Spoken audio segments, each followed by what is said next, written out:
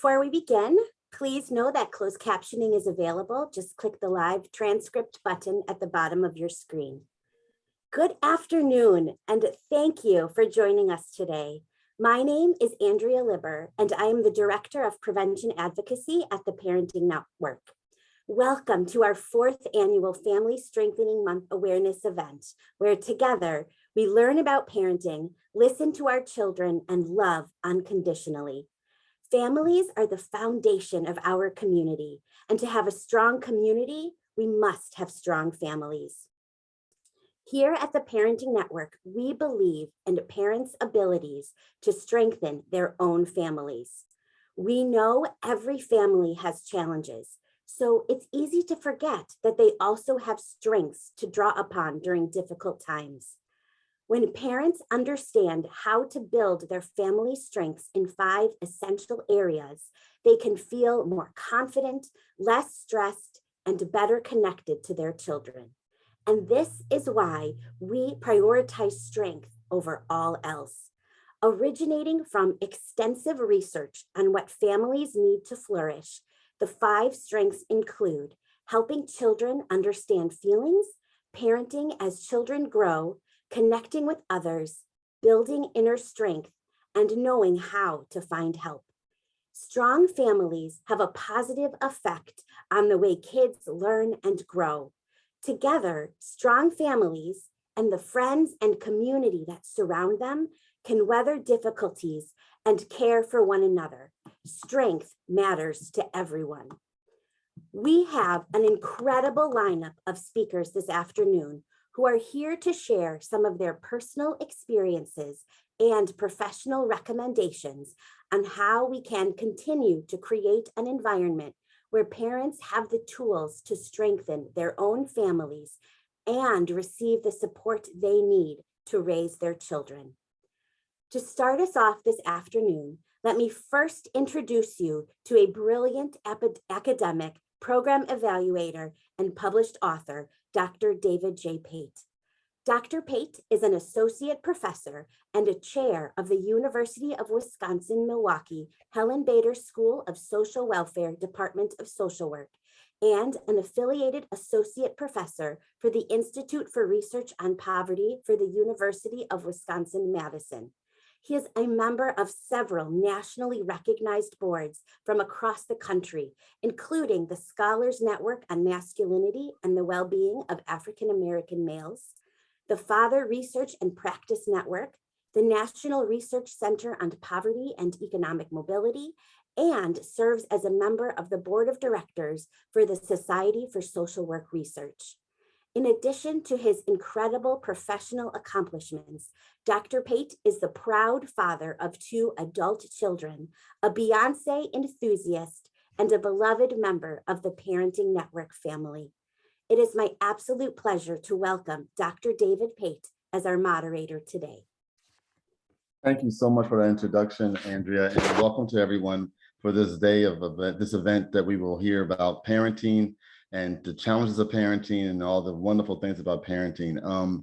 We have 3 brilliant scholars who will be part of this initial panel, but I wanted to kind of contextualize what our discussion really is going to be about for the next few minutes. When I think about my own parenting of my children, I always think about the fact that I had about 4 or 5 people who were the other parents, not the biological, but the fictive, the social parents who helped me raise my children. And we remain friends to this day because we always share in the parenting of our children. So parenting in and of itself is a position that you accept with some challenge, with a lot of fun, with a lot of explicit joy, but also it's really important to, if you're trying to thrive for your child, but also wanting your child to thrive, we all need a team. And I'm going to talk about the team of people who are going to share with us their journey as parents, but also as someone who we can learn from as well. My first panelist is Mayra Diaz, who's a proud mother of a 14-year-old daughter. She immigrated to the United States in 2000 without speaking a word of English. In Mexico, Ms. Diaz earned a bachelor's degree in accounting and currently is a pharmacy technician at St. Luke's Hospital. Ms. Diaz is a woman of Christian faith who founded the Parenting Network when searching for programs that could support her while she was raising her young daughter. Since then, Ms. Diaz has participated in several programs with the Parenting Network, including Triple P, Strengthening Families 10 to 14, and Parent Cafes. And those parent cafes are fabulous. I've been to a couple of them and I'm always very intrigued by them. She's a fierce advocate for parent support and serves as a parent leader and group facilitator with the Parenting Network. Our next panelist is Representative Moore Omokunde, who is a state representative, first elected to the Wisconsin State Assembly in November 2020 after serving on the Milwaukee County Board of Supervisors from 2015 to 2020. Born and raised in Milwaukee, State Representative Moore Omokunde learned the values of community and social empowerment through his parents, Reverend Dr. Tolekun Omokunde and Congresswoman Gwen Moore. From an early age, he has dedicated himself to the advancement of social justice and spent many years working for the betterment of his community before becoming a county supervisor and a state representative. And the last person on our panel is Brooks Griffin. Brooks Griffin is a corporate social responsibility coordinator with the 2021 NBA champion Milwaukee Bucks. In his role, he coordinates a team dedicated to addressing racial injustice and social inequities in the state of Wisconsin, especially as they impact Black and Brown communities. Before joining the Milwaukee Bucks during the COVID-19 pandemic, Mr. Brooks worked for 15 years for a diverse range of youth and family-serving nonprofits, after-school centers, and government agencies, specializing in youth health and well-being, and has successfully served a variety of local and national partners, including the African American Breastfeeding Network, COA Youth and Family Centers, Wisconsin Office of Children's Mental Health, Milwaukee's Coalition for Children's Mental Health, and the National Foundation to End Child Abuse and Neglect, to name a few. He is also the president of the Inspired Network, and he's someone who helps youth, families, and youth-serving professionals to achieve whatever they put in their mind to be by healing from their past, to grow into their purpose in order to lead our world with love. I love that. That's really wonderful. Also, I want to let everyone know I serve on the athletic board at UW-Madison, and today is, for those who don't know, is National Student Athlete Day.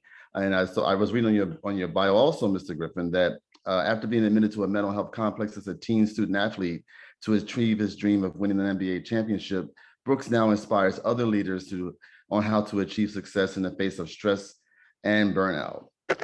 Finally, he spends his time traveling with his two beautiful daughters. Now, hopefully I won't mess up their names. I can see Briley and Harmony. Hopefully I said that right. And he is a girl dad, as also has been mentioned. I want to thank all three of you to the panel and begin our discussion on teamwork, parenting, the challenges of parenting, and how we all thrive to be the best parent that we can be. So why don't we start with you, Myra, and hear you talk about that a little bit. Okay, so good afternoon. Thank you for the opportunity to participate and share with you guys in this panel. So my family has a Latin roots and hopes to come live in the American dream. I'm a Mexican immigrant and my daughter was born here in the United States. So there is two groups being mixed. My daughter is the center of my attention, the person that pushed me to work as hard as I can, my happiness, my blessing, right? After her father helped me from time to time to take care of her during due to the medical condition that she's facing currently. In Mexico, my family is also integrated by my parents and my sisters and her immediately nuclear family. So that's my family. Thank you so much. Representative? Thank you. First and foremost, I want to thank you again for having me here today as well. My family is so multifaceted. It's beautiful. I have Muslims in my family, Jewish folks, Orthodox Jewish folks, Black Panthers, revolutionaries, Pan-Africanists, people who are purebred capitalists, etc. So many different people. My father did something for me and my brother and my family that many Black people in this country don't get a chance to experience. He actually traced our roots back to where we were taken from during the transatlantic slave trade. That's how I got the name Omokunde, because he found out we were taken from the city of Edo in Nigeria during the transatlantic slave trade, and that we were Yoruba people. And so once he found that out, he took on a new name and gave me and my brother those names at birth. So I have a multifaceted family, and there's so many of us, and there's so many types of us, athletes, non-athletes, of the like, and we have every hue in the color of the rainbow. Thank you so much. And finally, Brooke. Yeah, great. See, when we talk about family, I automatically think of my two daughters, right, Harmony and Bradley, but then I think about the community, just being a young father, right, and being a Black father, knowing that, you know, if we think about just what the media says around, you know, those that are African-American males in Milwaukee and being just 29, and you know, we can say I made it, right? But there's so much, and there's so many individuals that's looking up to me, looking up to individuals on this panel that stems outside of our just immediate family. So, you know, my family outside of, you know, my two, you know, stems to my parents, right? To my great grandparents, right? And just the legacy that we have, but then also to the community leaders and to the families that's in the community as well, that we're all in this together. So I count everybody as family in my mind. Well, thank you all for your opening comments. I have one question. What do you see as the biggest challenges to being a parent right now in raising your children? And anyone can chime in. I can call on somebody, but anyone who wants to speak up first, please feel free. Yeah, I can jump in first. Having two school-aged children this year has definitely been a hassle. It's been confusion. In my kids' words, this year has been definitely irritating because of just the challenges that we have definitely have to face just in terms of the education system, Yes. just even the gaps or learning new opportunities.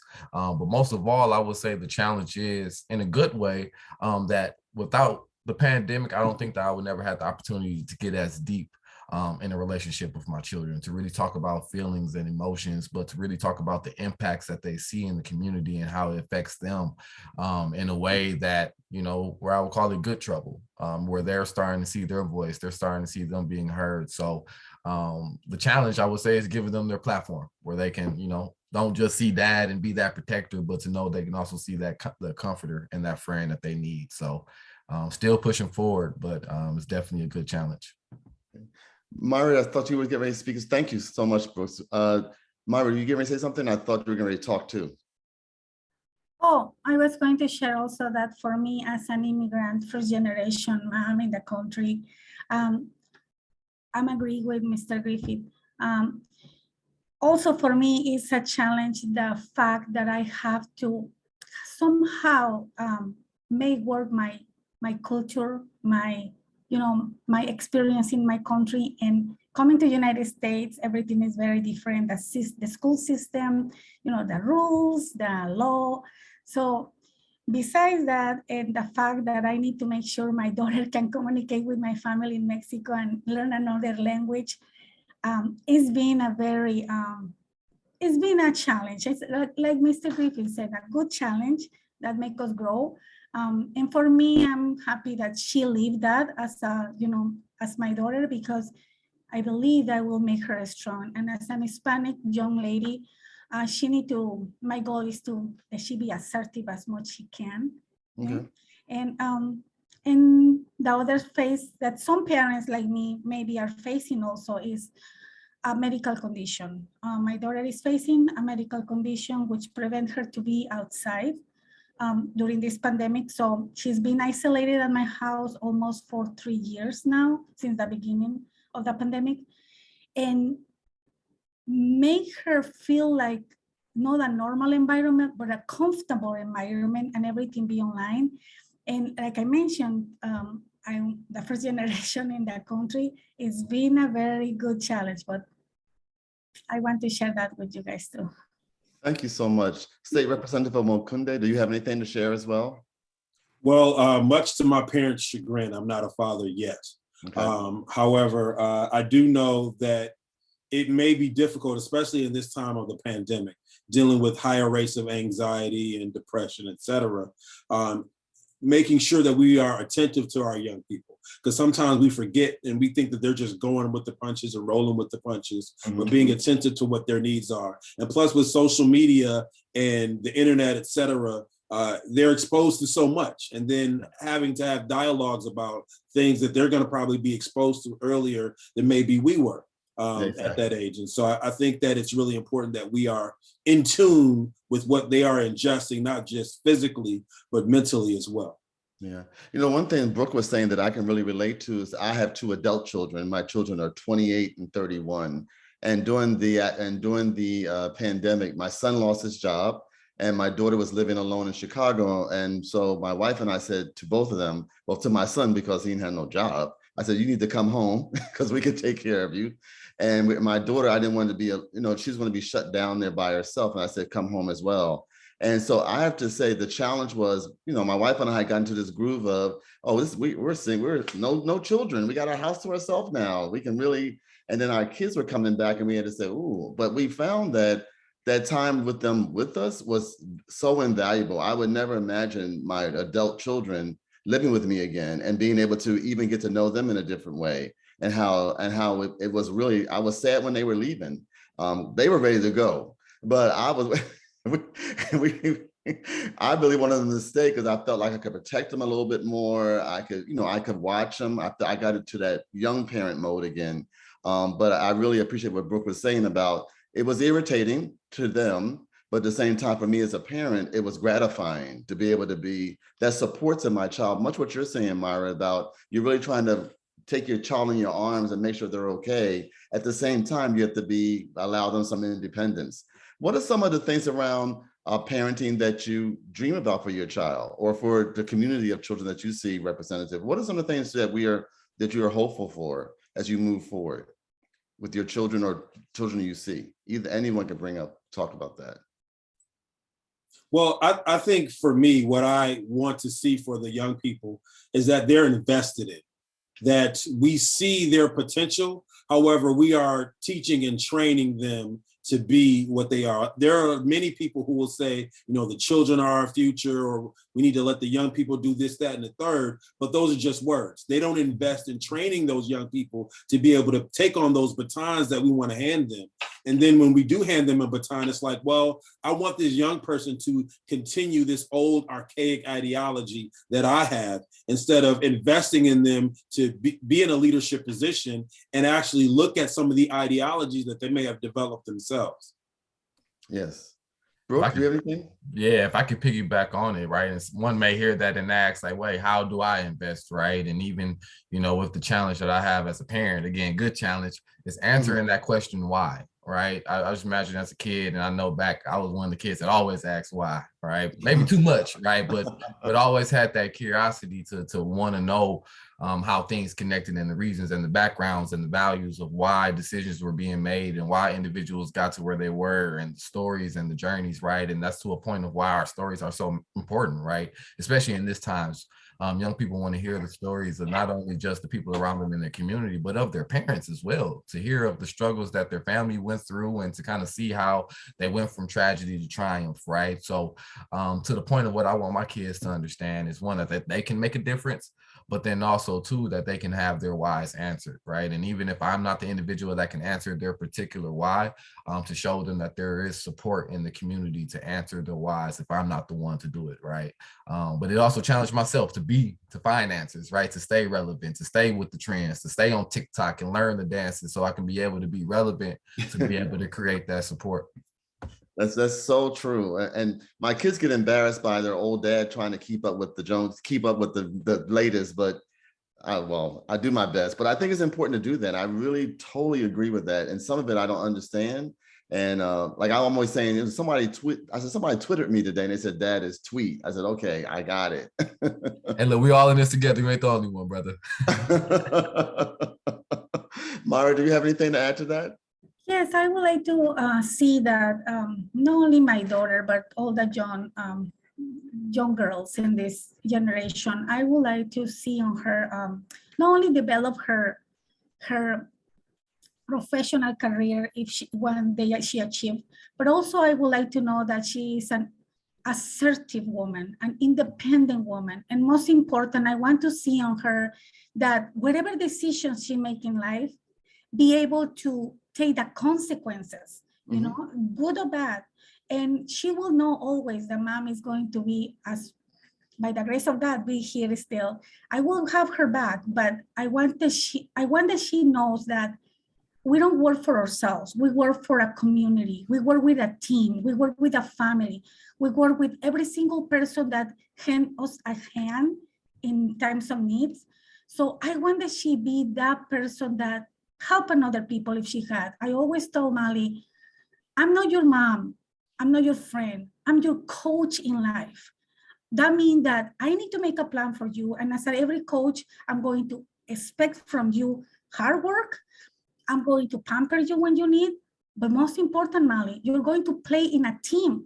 It's not going to be only Mali. It's going to be every other people that is, you need in the way. So it's no good to step on people to get higher.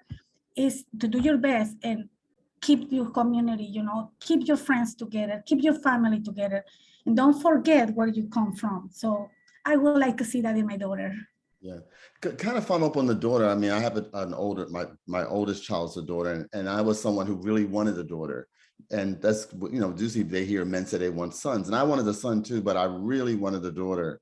And so this whole idea, and Brooke, you have two young daughters, and I was wondering some of the things you heard from Myra resonates with you as to how you're training or teaching or, guiding your daughter. Because I've done a lot of, I've schooled her on what the boys are going to say, but also I've schooled her on how she should be independent and take care of herself. And I was wondering, what are some of the things you think about, Brooke, as being a girl dad? I love that term. I wish I used that when I was younger, but now I'm a big girl dad.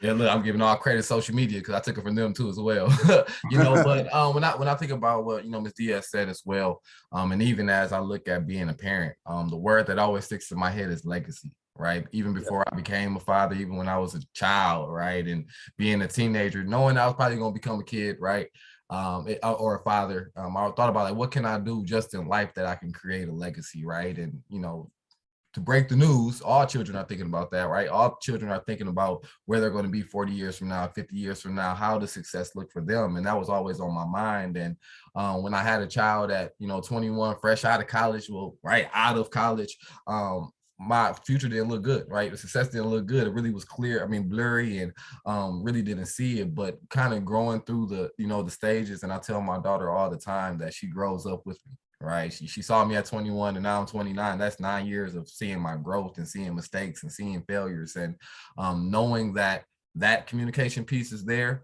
My goal is, of course, to kind of prepare to know just, how we move in terms of being man, but then also to learn, how can I support her? Right, to learn how can I support women, to learn the emotion so that therefore I can be better for her, but then also she can be better for me too, to show her when I'm sad, to show her when, when I'm affected, right? So that it can be a bi-directional relationship versus just that power dynamic that really pushes children away, right? If we see each other as equal out gate, right? And ever since I held my baby, it's been that we're equal, right? We're eye to eye, we're when you're low, I'm low, when I'm high, you're high, and same, vice versa. So knowing that team is behind her has definitely made me realize that I got a team behind me too. That's so perfect, because the whole, my daughter checks me a lot. Like, Dad, what you talking about? Like, what's going on here? And I'm like, okay, I get it. I said, who trained this girl? Was it her? Who trained this girl to be so independent? So it's a plus and a minus. State Representative Omokunde, one thing that I was hearing Brooke talk about legacy, I mean, I'm a big fan of your mom's. I followed her from her whole, in fact, there's a video I use that she talks about her own triumphs and how she got to where she was. I teach social welfare policy, and she particularly talks about her use of the welfare system in a way that was when it was a different system, was a way that my family even used it for me. We were on food stamps and we were on that welfare, and I'm in a space where I'm a professor, and my mother made the right decision. And I think of legacy and where you're at now, making also leading us in a way that's going to be better for everyone. And I was wondering if you had any comments about some of the things you would like to see or think about around for parents in terms of policy or just practices in Milwaukee that are programs that you want to talk about. Well, first and foremost, I think legacy is really important. I think that anybody that does anything that they care about, they want to be good at. Yes. If you're a parent, you want to be a good parent. And so I think that we have to start from that point first. If we're talking about teaching people how to be good parents, know that they want to be good at it. They want to be good at it. Otherwise, they wouldn't be involved in it. And so we all have an agreed upon point that we want to get to. And I think it's really important that we talk about what helps to be a good parent. Yes. Parents need jobs. Parents need healthcare.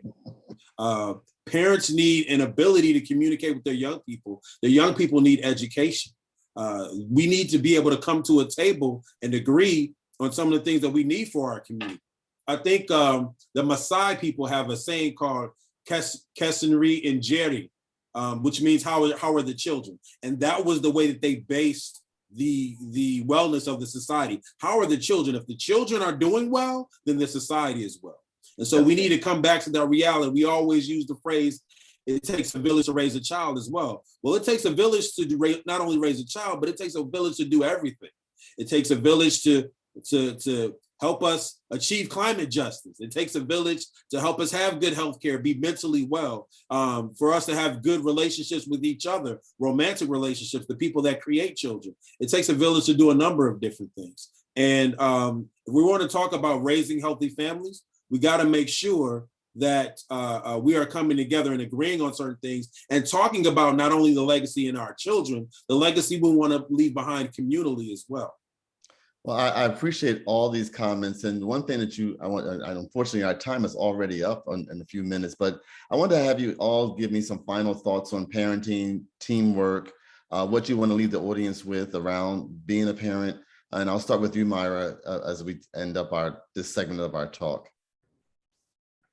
Yes, so I want to let parents know that enjoy being a parent. I know it's a huge and a scary responsibility sometimes, but ultimately being a parent gives you a lot of victories, not only for yourself, but also seeing in your child. I also want that they know that it is possible to overcome our fears or doubts or insecurities as a parent or mistakes if we educate ourselves.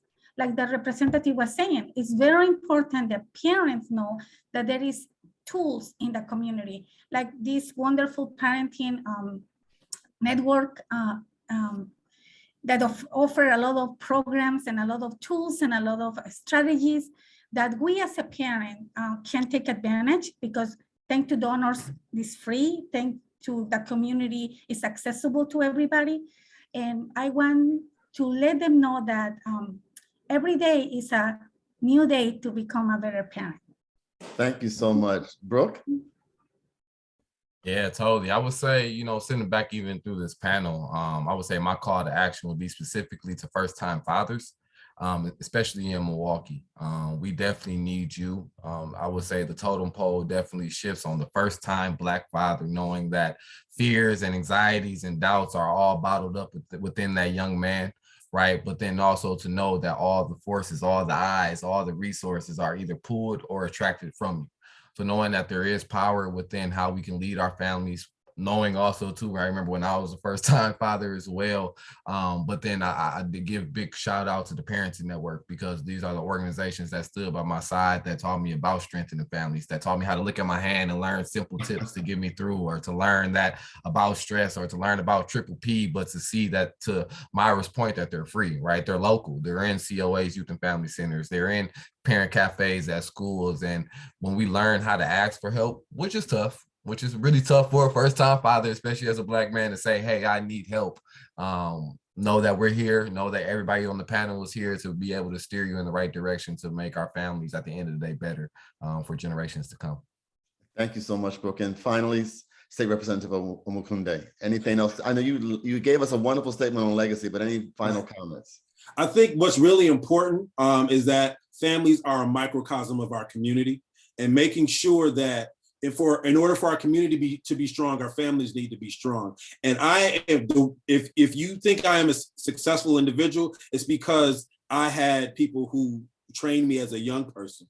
One, I was given the knowledge of myself, intellectually, culturally, and somebody helped me to recognize what my talents were. And two, it takes a village to raise a child. You got to build your own village. The person that's in your village is not necessarily the person next door to you, or your cousin that you don't get along with that well, and you wouldn't have in your house any other way. You have to build your own village. And when you're establishing friendships and people are meeting your children, you're building your village. And those children are going to lean on those individuals. Old psychology thing says that an adult that is not a child's parent has a great impact on how that child behaves and how that child acts as well. So we have to make sure we're putting the right people around our children.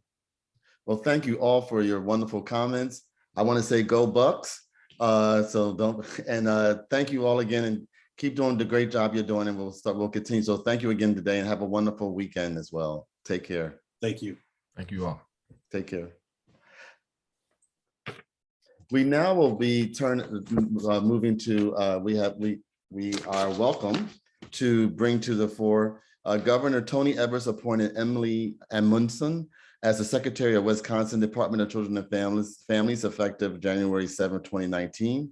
The Secretary designee has over a decade of experience in state government with an intimate knowledge of children and youth programs and their interconnectedness to the health and vitality of our state.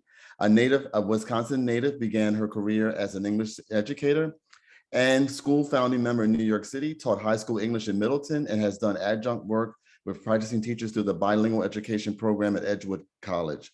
Prior to DCF, she served as the Chief of Staff for now Governor Evers at the Department of Public Instruction. During her time there, she advanced several or multiple statewide and cross-agency efforts in partnership with DCF, including early learning, early and family literacy, after-school programming, intervention and prevention, homelessness, and youth justice. Excuse me. She received her undergraduate degree from UW-Madison, her Master of Education Policy from Harvard Graduate School of Education, and has completed coursework towards a PhD in literacy studies at UW-Madison. She's also the proud spouse of a teacher and the proud mom of a 4-year-old daughter and a 6-year-old son. Thank you so much, and I hope I did not mess up your name today, as bad as I've been messing up names.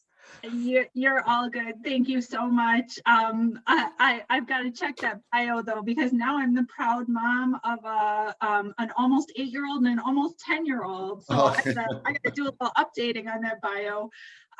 So thank you so much. And good afternoon to everybody. Gosh, I wish I could just sort of like rewind time by about a half an hour and just cede my time to that lovely panel. It was absolutely inspiring and such beautiful words from those panelists. So thank you so much. Such a big thank you to Joyce and to Andrea and the whole Parenting Network for putting this beautiful event together. I can't wait for what is right after my comments. So I'm going to be really brief to be able to hear what's next. I want to really appreciate all the parents who are here and took time to be here today, and also any advocates that we might have with us today as well. I hope that this event gives you the same space to just connect and breathe and learn and take something away. There were so many beautiful quotes I wrote down from the last 15 minutes.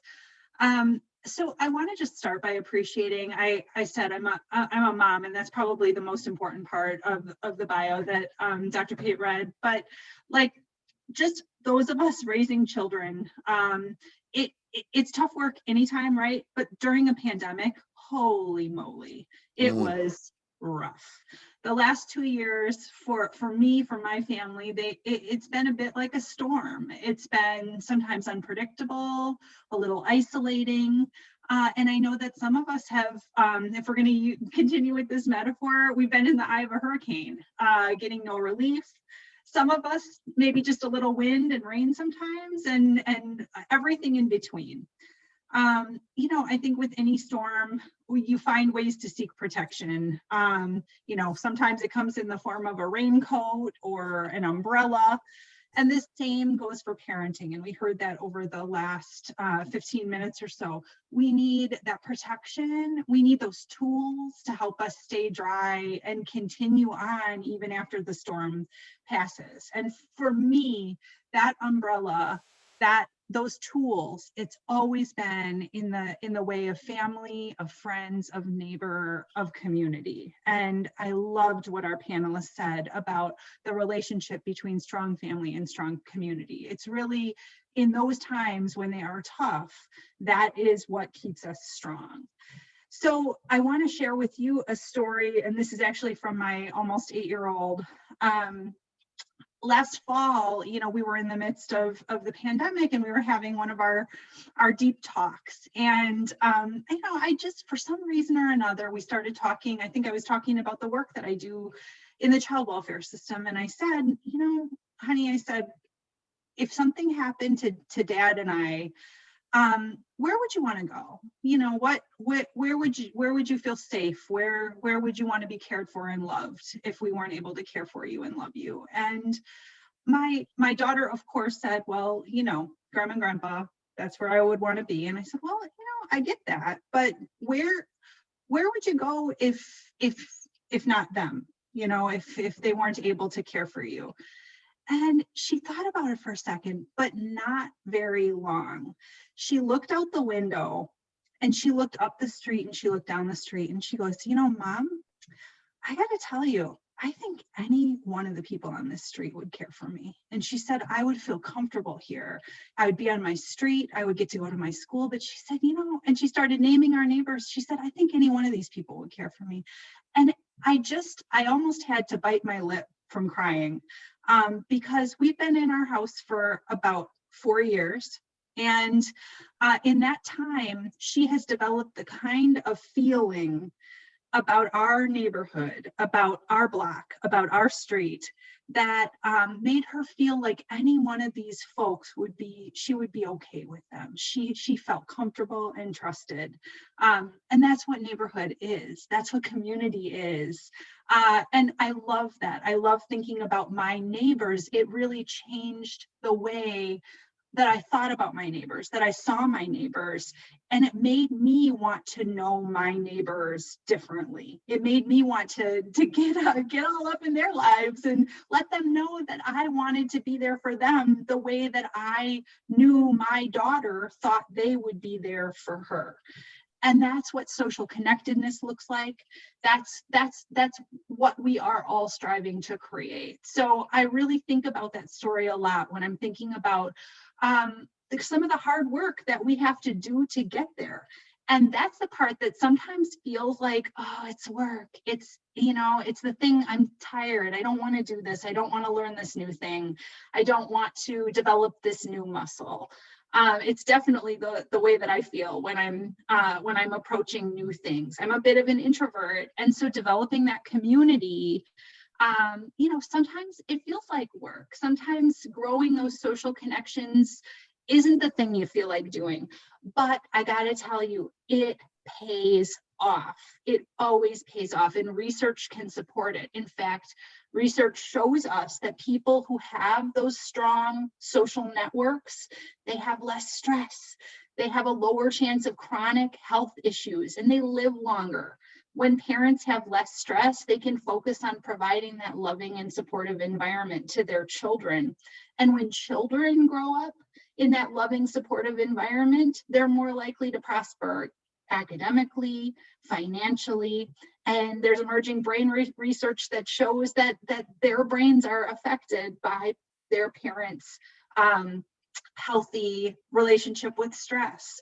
So I just encourage each of you to think about exercising that muscle. What's that little step you're going to take this spring to do something a little different, to develop and strengthen that network of social connection, to develop that muscle, or to make sure that umbrella is working for the next time that we experience that small rainstorm or that giant hurricane.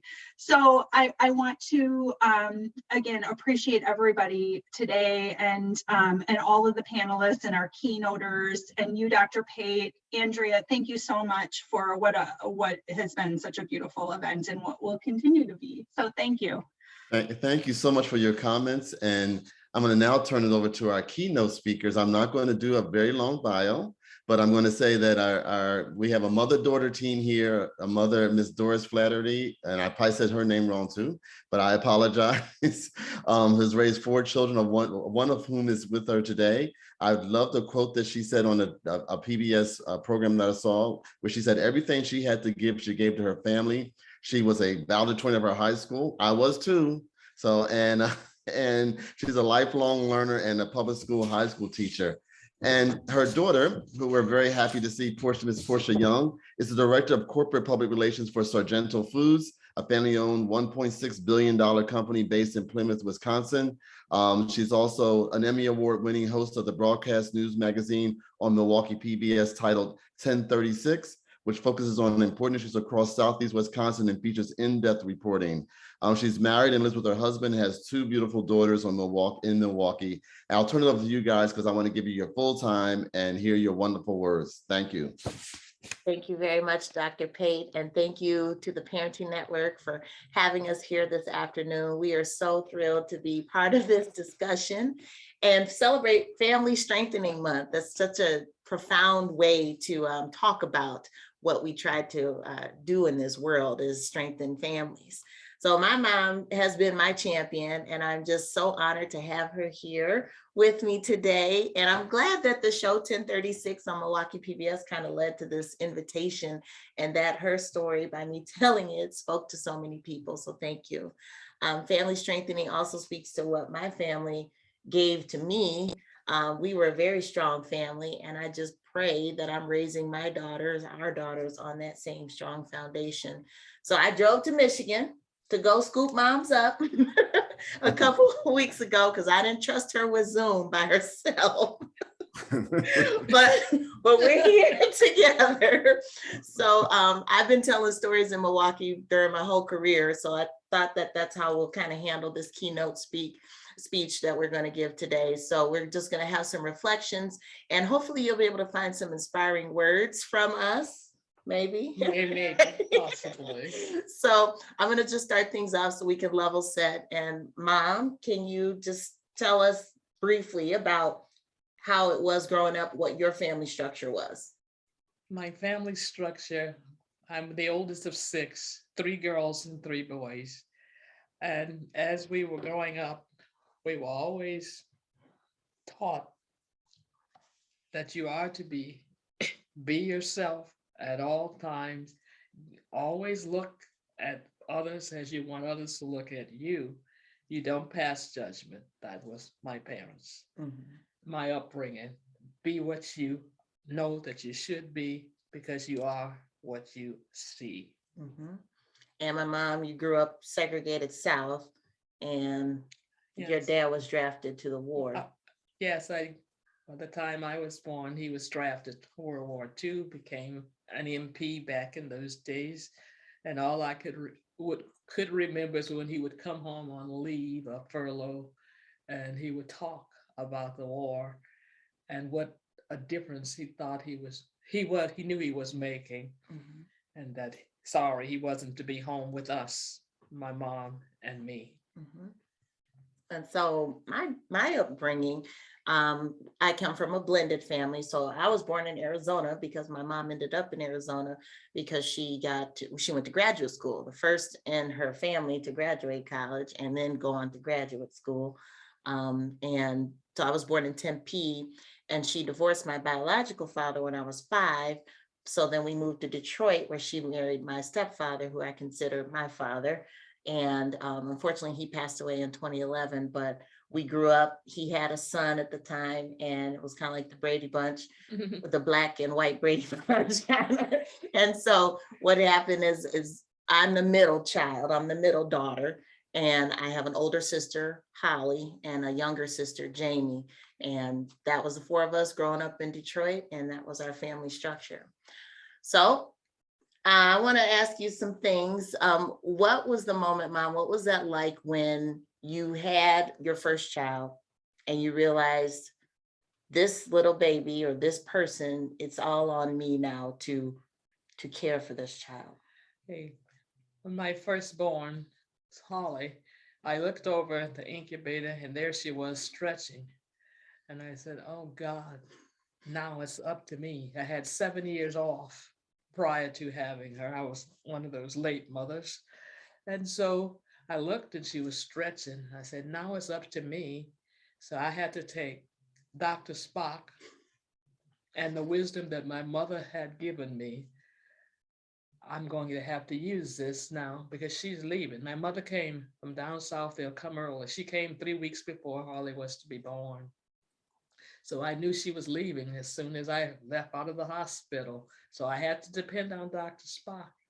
I didn't have friends there yet, or friends that would come in and help assist with the baby. So I knew, but I had a year off. I was able to take a year off from work. So armed with Dr. Spock and all the knowledge that my mother had given me, I knew I could do this. It was sort of cyclonic, using phrases from Amundsen. Yeah. I know, but I knew I could get through it, and I did with the help. And my mom lived through Hurricane Camille, so she knows it. Hurricane Camille in Louisiana. Yeah, in Louisiana. So, and for me, when I realized, you know, this is all on me, and it really wasn't all on me, it was all on us. So I have a great partner in my husband, Chris, but when Tatum was born, our oldest, who just turned 10 on Monday, was her birthday. So all of these stories are very vivid in my mind right now. I just remember I always knew I wanted to be a mom because of my mom. And I just thought about, what is my first baby going to look like? What's my first child going to be? I didn't know she was a boy or girl. I wanted to keep that surprise, but you just felt like this sense of just magic and awe when this little baby just looks up at you and you're woozy from the drugs. We had a C-section, and you just are so joyful, but at the same time, so scared. But I knew I could do it because my mom was there the day she was born. So was my mother-in-law and my sisters. So it was very, very nice to be able to have that support and to be able to know that I wasn't alone. I did have a team backing me up, and I had all the lessons that my mom had taught me about how to be a good mom and how to always use the word no more than you use the word yes. And my girls still get after me, Mommy, you always say no. Well, no is a word of love in my estimation, because my mom told me no all the time. So that was, I knew I wouldn't be alone. Okay, so what are some of your favorite memories of, I'll just say any of us, I won't play any favorites. Some favorite memories maybe of me growing up. The favorite memories I have of Portia, she was always wanting to know, using the question, why? You have to always have an explanation, or she wouldn't move, she wouldn't budge. She would look you straight in the eye and say, well, Mom, okay, for example, why is grass green? And we don't have any in Arizona. You have a desert lawn. What is a desert lawn? What is the sand? Is that grass underneath? I would have to find a way to say, yes, there's grass underneath. The grass is brown because the sand pushed it underneath. She said, well, I can kind of see it, but I don't see any poking through. That's just an example how extreme I had to go to let her know that what the questions you were asking, sometimes it might be unanswerable, but I would try to make it so that she would see it, because I knew that I would get it all day or the next day. All the questions had to be answered, so I had to come up with and be a magician. and my mom is magical. I would say the memory that I have, a fond memory of me little growing up, was the day that my little sister was born. So Jamie came along and really kind of solidified our family, our blended family. And I was, in second grade, and I became a big sister, and it was 7 years. I'd never had anybody. I was it. And so, my stepfather and my mom, they had this little baby, and I remember vividly when they wheeled her out. My mom too had a C-section for Jamie, and I said, "What's that white baby doing on mommy's tummy?" She's biracial, but it was funny. I was just so perplexed. Again, asking questions, Mom. Right. Asking questions. And I never thought that would be the question. The first thing she would say. But it was. But that was just a wonderful day for us. And I just remember how happy our family was. And we felt like it was finally official just a couple of years after our family came together through marriage. So what support did you have, Mom? I know we're kind of a similar thing. You don't live in this state and your mom didn't live in the state that you lived in when you had us. What support system did you try to find? The support systems I did find when I first came to Arizona. It was at midnight on the train, and there was a porter at the train station, and he says, it's a storm here. Here it was monsoon season in Arizona.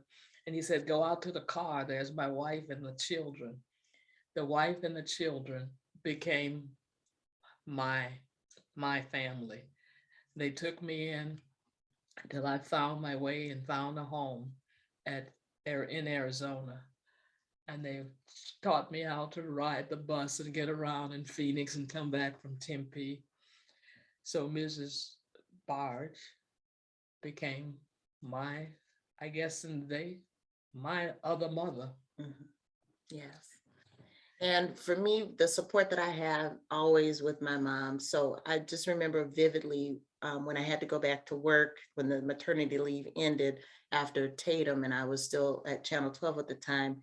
And my mom she insisted on being there when I had to go back to work. And I said, Mom, I'll be fine. I'll be ready to go back to work. It's fine.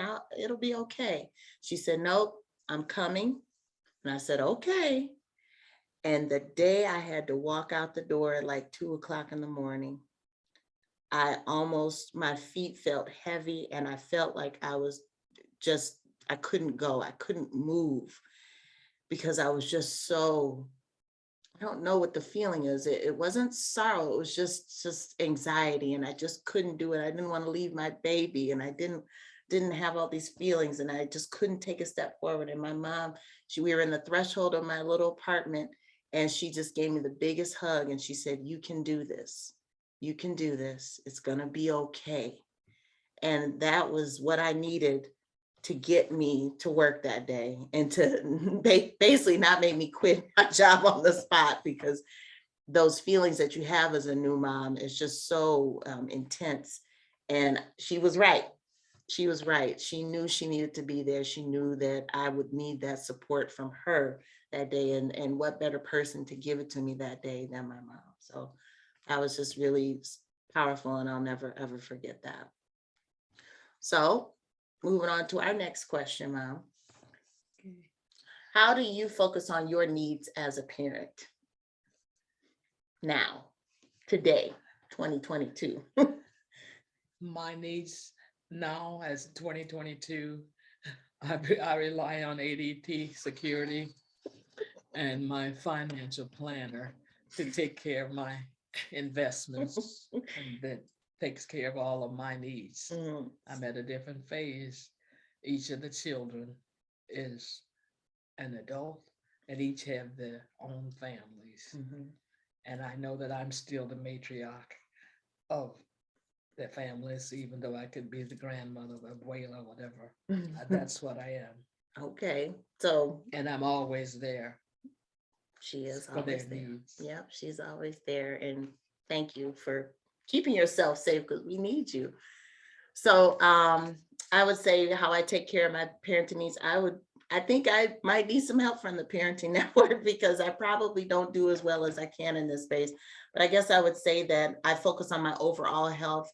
We talked a lot about the pandemic. And as soon as that happened, and I saw that TV report 2 years ago in February, it said there will be severe disruptions to everyday life. And I never heard anybody from the CDC talk like that. I went and got masks. My husband thought I was crazy, but I was like, okay, and I started reading everything I could about 1918 and what happened then. And I was like, okay, it's going to be about 2 years. So let me just hunker down. So I knew I needed to just keep myself safe and our parents safe. I said, okay, I went into that survival mode. Got to keep them safe, got to keep ourselves safe so we can be here for the children. And that's basically what I've been doing for the past 2 years. And now I will continue to do that, because yes, the pandemic is still there and it's a threat, but we're vaccinated. We will take care of ourselves, but it just gave me a better focus to focus on my overall health, so I don't end up with, either diabetes or some chronic disease, so I can be here as long as I can for the girls. So, okay, so can you tell a story, Mom, about when you may or may not have been tested by one of us? It was a test. The oldest daughter, Holly, she was very mischievous. And in Arizona, there was the cactus, the jumping Shoyas. So it was her thing to run through the Shoyas and tell me, catch me if you can. She knew that I would have to come a wade through the Shoyas to catch her. She would stop at a midpoint and then move on. Horse, she ran through the jumping Shoyas. I had on long pants, she had on shorts. So needless to say, my friend Betty and I from Casa Grande, we had to pick out all of those needles and then use the alcohol, rub her down. But she was saying, well, Mom, I did it. And you had to come through it and get me, ha. That was my daughter, Holly. And that daughter, Holly, been mischievous, doing things as she saw that she could do and she would do, and would challenge me to whatever it was. She know that I would come, I would be her savior, be her rescue, no matter what. And when also one more story, as she was 2 years old, 2.5, I had an aquarium on the bed. And in an aquarium back in the day, you could put goldfish in. Well, she opened it, ate it. And I had to take her to the doctor. The doctor says, well, don't worry, she'll pass it. A couple of days later, here was this goldfish. That's the one. Yes. Always challenged. Yes, and she does. And she still does. So we're gonna wrap up. I know we're tight on time, but I'll just say, what were some important lessons that we learned from our parents, from your parents, that you learned, Mom? Okay, from my parents, the one thing I remember I always will remember, my father put me on his knee before I went into grade school. And he said, I'm going to prepare you for life by using an example in the segregated South. He says, yeah, there are two things you're going to need to continue to go forward. The one is a union card, and the second is voter registration. If you have those two things, you are going to be set for life. Well, listening to him, I went to Detroit, became a union rep, got in an exec board, and of course, my first voting was in Arizona, and he was for Humphrey. I always had those two things, and my father sitting me there, telling me those two things, and those two things have been most valuable. And I vote religiously because of my mother and the struggles that she went through and being able to vote. So that's just something that's a given. I would say the best thing I learned from my parents is just not to lie. I don't lie. I can't lie, but also just the disappointment that I would feel from her and my stepfather, but my father, I just didn't want to disappoint them. And there's no sense in lying because it's going to come out anyway. So I always strive to tell the truth and to be who I am. Yeah, and they always did. And I always said, look in the mirror and you see what I saw. And all things for Portia were always in a grasp. All you have to do is reach. So that's our story. I hope we're open to any questions if you have any in the chat. We're kind of running out of time. It's 12:59. I know. Over. Okay. But yes, we're so grateful for this opportunity. Thank you for having us and for hearing our stories today. Yes, thank you so much. Okay, you're welcome. So I want to say thank you to all of our speakers, but particularly that keynote, it made me think of a few things. The success of parenting, the challenges of parenting, the fictive families that we all embrace, the role of support that we get from our parents, how we test our parents or have been tested as parents, and finally, the loving relationships that we gain from being in a parent-child relationship. But I really enjoyed that talk. I want to thank Ms. Young, Ms. Flattery, Secretary Amundsen, Representative Omukunde, Ms. Diaz, Mr. Griffin, and also thank Andrea Lieber, as well as Joyce for inviting me to be a part of this today. And I want to wish all of you much success in your continuing role as being parents and adults and children and all those things that we all need to have. But thank you so much for that keynote. It really resonated with me so much. And the matriarch one really hit home, because I have a very strong matriarch in my mother-in-law, who's done a wonderful job with our family. And I feel like with my mother now since deceased, she's been my mother as well. So thank you again for that conversation. I'll turn it over to you now, Andrea, to close us out. Thank you. Oh my goodness. Thank you, everybody. What an amazing celebration of family strength we got to partake in today. It was such a pleasure to welcome some of the most incredible people. Our thanks go out to Brooks Griffin, Myra Diaz, and Representative Supreme Moore Omokunde for their heartfelt and impassioned participation on our panel, to Secretary Amundsen for reminding us that Wisconsin is invested in strengthening families, to Portia Young and Ms. Doris Flaherty for showing us how strong mothers raise the next generation of strong mothers who are currently raising strong daughters. And our most sincere appreciation to Dr. David Pate, who has found a way to rise to the top of his field while maintaining his commitment to Milwaukee's parents and families. And to our Family Strengthening Month Committee, Rashonda Jones, Beth Emmerich Eilecki, DeBrasia Gray, Ebony Sali, Sadie Wilson, and Joyce Felker, your creativity and dedication made this event happen. We at the Parenting Network are truly grateful for this community of champions, and we invite you to get involved with our mission. Please take a moment to visit our website, theparentingnetwork.org, to learn more about the incredible programs that we offer. Thank you so much and have a great afternoon.